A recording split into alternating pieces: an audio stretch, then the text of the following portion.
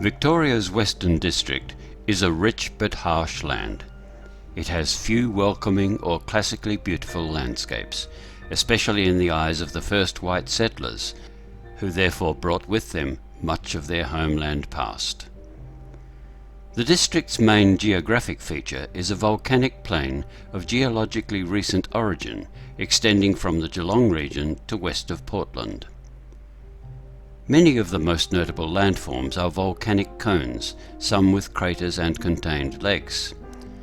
Others, like Lake Corangamite, are fed by natural drainage from the plain, varying from fresh to brackish or salty.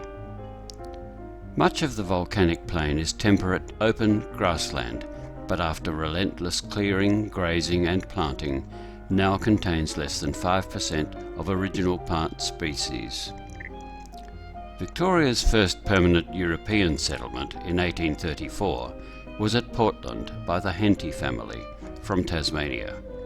Most pastoral settlement, however, was by arrivals from Port Phillip.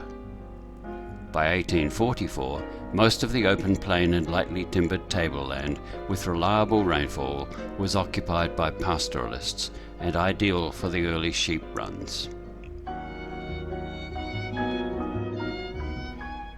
Further growth in the Western District was stimulated by the gold mining in the Ballarat and Bendigo areas.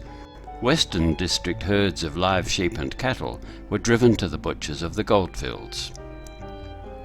Life on the harsh pastoral properties was made more comfortable by horseback hunting and steeplechasing, but not by the rapid acclimatizing of the introduced rabbits and foxes. On the one hand, these fed the graziers' recreational activities, but on the other became hated, destructive enemies. In 1862, southwestern Victoria, led by one of the Henty family, petitioned for separation from Victoria.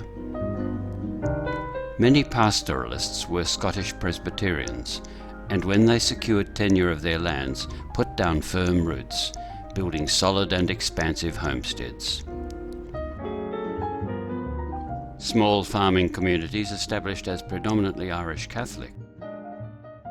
As well as these, German Lutherans emigrated from South Australia and settled around Hamilton. Nearby Hochkirch was nearly all German. It was renamed Tarrington during World War I.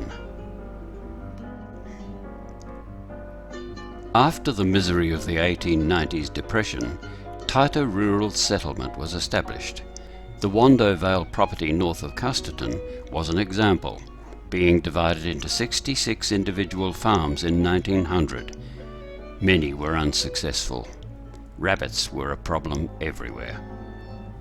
After World War II, large estates were subject to soldier settlement, but declining world and domestic prices for wool and beef progressively forced farm amalgamation. Population declined as the need for coastal shipping ports decreased. Gold mining was exhausted, or people simply fled to Melbourne. Despite the subdivision of squattocracy's giant estates, many historic homesteads have survived. Throughout the district there are still many buildings and sites on historic registers, towns having preserved some particularly old structures, helped by experiencing an early burst of growth, then lapsing into colonial decline.